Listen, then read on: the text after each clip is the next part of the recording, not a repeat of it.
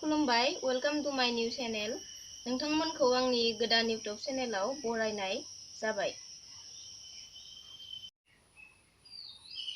दिनै आङो गिबियावनो पनिर संनो नागिरदों। पनिर संनायाव मा नांगौ बा मा मुवाफोर नांगौ बेफोरखौ आं नोंथांमोननो खोन्थिलांगोन। नोंथांमोना नायदो। गिबियावनो आं लाग्रोबाय बादाम नांगौ हिसाबै सोमनानै दोनखादोंमोन। बे बादाम, नैबे बुट आरो नैबे जीरा पाउडार, नैबेयो हाइजें आरो बानलु, सामब्राम गुफुर देनानै दोनखानाय, आरो नैबेयो हालदै, नैबे संख्रि आरो नैबेयो सामब्राम गोजा।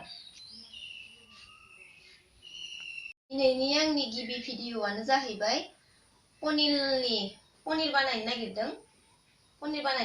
आङो गाइखेरनि पनिर। बेखौ बोरै बानायो नोंथांमोननो आङो दिन्थिलांसिगोन। नोंथांमोना नायलांदो।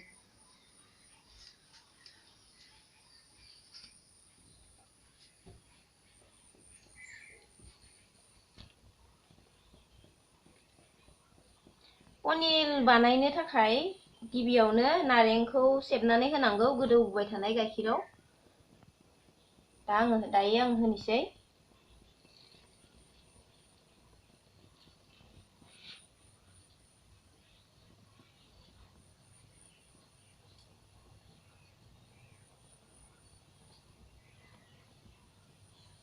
नै दायो नारेंखौ सेबना होनाय लोगो लोगोनो गाइखेरा गावबाय।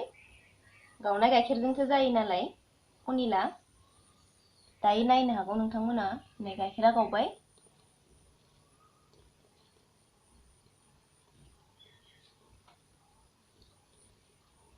बे गाइखेरा।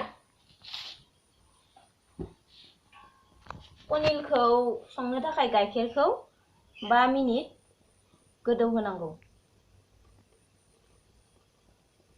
5 मिनिट 6 मिनिट बेबायदिनो गोदौ होनांगौ। नै आंना जाबाय रेडि।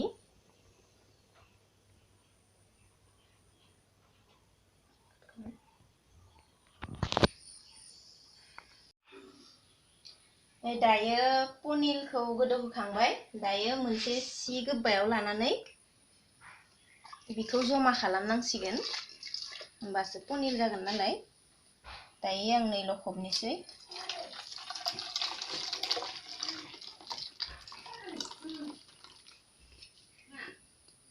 लखबबाय। पनिरखौ गाइखेरखौ गोदौ गथा खालामो नालाय, नैबेयावहाय गथा जानानै दङ। बेखौ आङो हायबाय, एरनबाय गारबाजों। नोंथांमोना नायलांबाय थादो बोरैहाय आं दिनै न'नि गाइखेरजों पनिर बानायो। नोंथांमोना नायलांबाय थादो।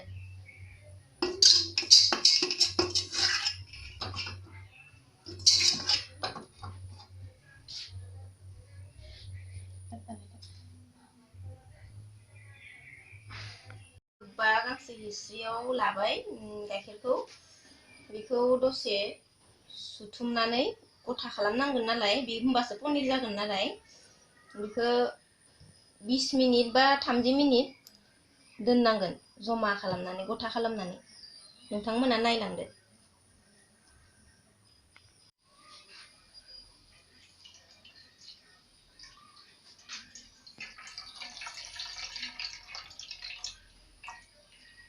गुदुङैनो दङ दाबो।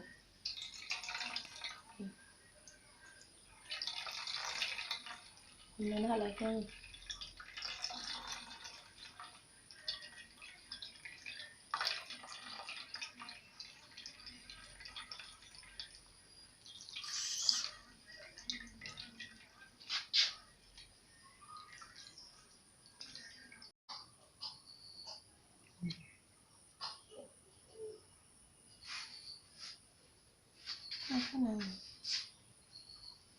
नै दानिया आंना पनिरा जाबाय। दायो आङो पिस हानोसै।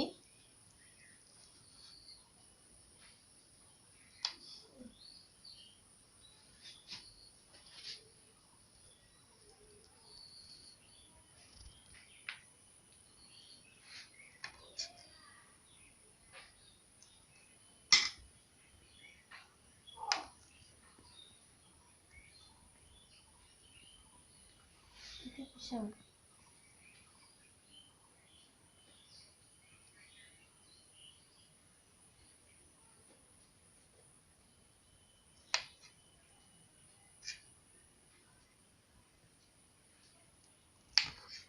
First time naलाय experience-a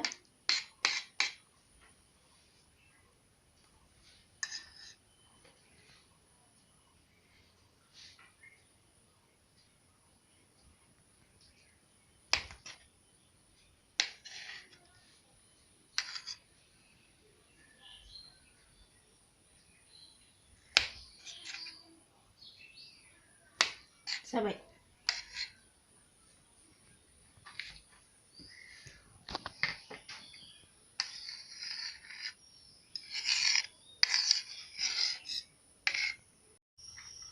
नै दानिया थावा दुंबाय बादामखौ एवनानै लाग्रोनोसै आङो पनिराव बादाम होगोन नालाय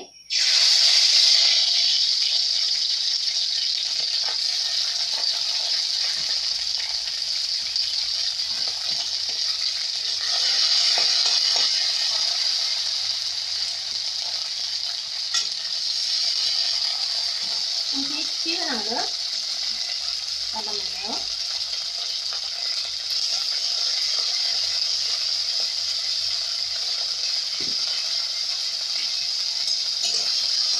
बारा गोबाव एवनो नाङा बादामखौ मानो होनना बुङोबा ओंख्रियावनो होखागोन नालाय ओंख्रियावसो होगोन नालाय पनिर ओंख्रियाव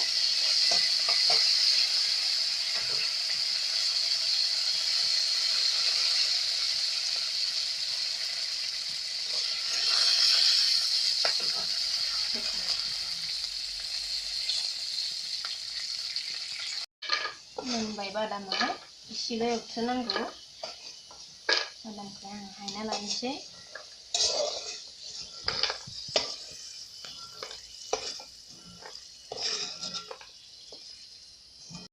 दानिया पनिरखौ एवनोसै बेबायदि मोनसे मोनसे हरनांगौ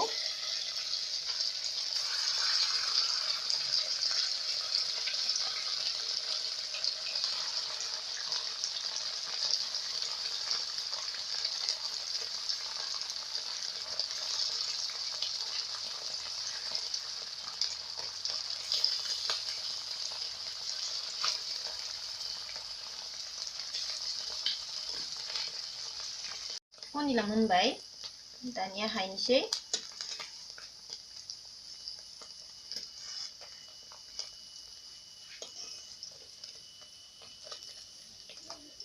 बेबायदि एसे खामफ्राम जानांगौ पनिर एवनाया आंना दिनैना फार्स्ट एक्सपिरियेन्स नालाय माबायदि जादों मिथिला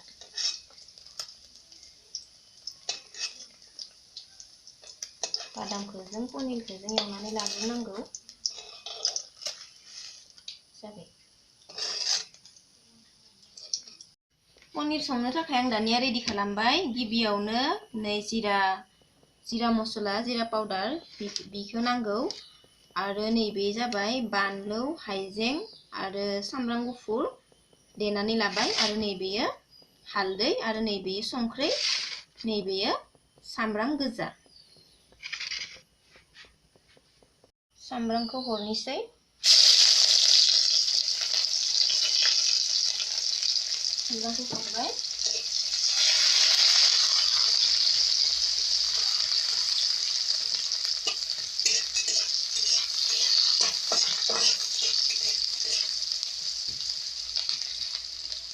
सामब्रामखौ एसे खामनो होनांगौ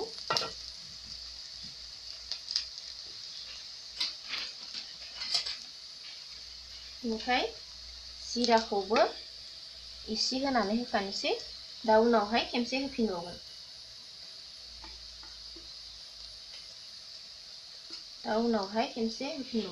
जिराखौ दा एसे होनानै लाबाय आरो नैबे हाइजें आरि बानलु देनायखौबो एसे हरखानोसै दा उनावहाय बेखौबो खेमसे हरफिनगोन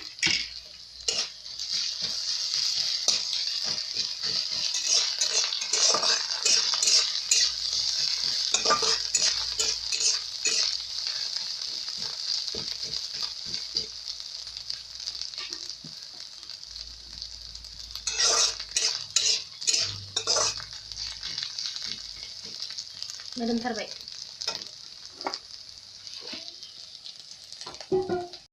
नैबे जाहैबाय आलुजों बुट पनिराव होनो थाखाय इखो आगोलावनो संग्रोनोसै बिनि उनावसो पनिरखौ होगोन नालाय।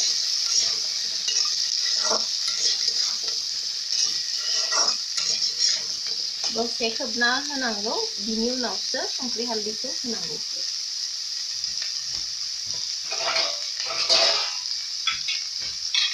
दसे खोबथ'नोसै। दानिया संख्रि एरनोसै। दानिया संख्रि हालदै हरनोसै। गिबियावनो हालदै हरग्रोबाय। बिनि उनाव संख्रि हरनोसै।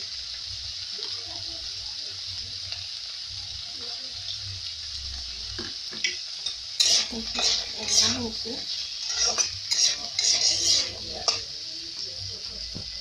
दसे खोबनानै दोनथ'बावनोसै।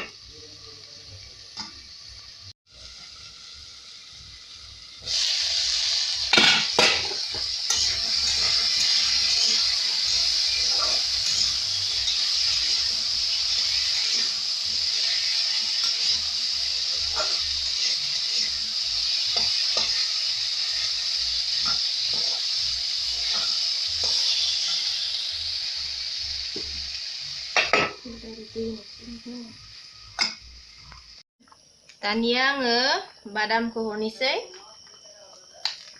ओंख्रिया गोदौबाय।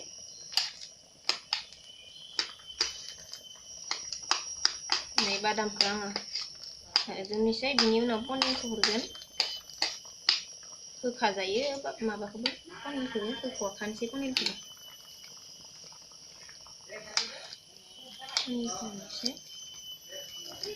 नायनोसै।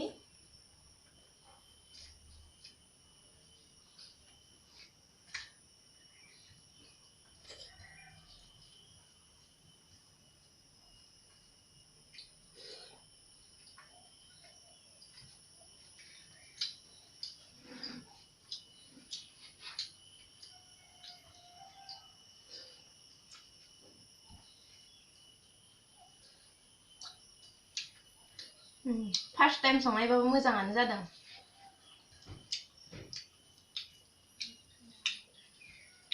नोंथांमोना जुदि आंनि दिनैनि बे भिडिअखौ मोजां मोनदोंबा लाइक, कमेन्ट, शेयार आरो साबस्क्राइब खालामनो दाबाव। गोजोन्थों।